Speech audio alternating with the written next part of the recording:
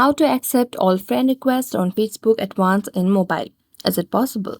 Hello everyone, welcome to this channel. I'm Emily and I'm here to help you out today. So without any delay, let's get started. Now first of all, open up your Facebook application on your device. Make sure that you have an updated and latest version of the application.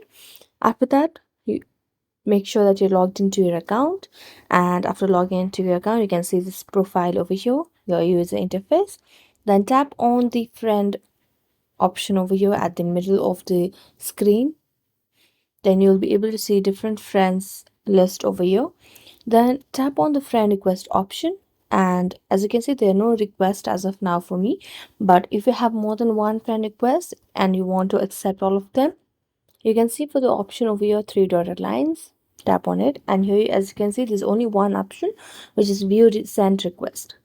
So therefore there is no direct way of accepting all the friend requests on Facebook at once, and we have to choose and do it manually one by one. So thank you so much for watching this video. If you enjoyed it, don't forget to like, subscribe and hit the bell notification for more updates. That's it for today. See you next time.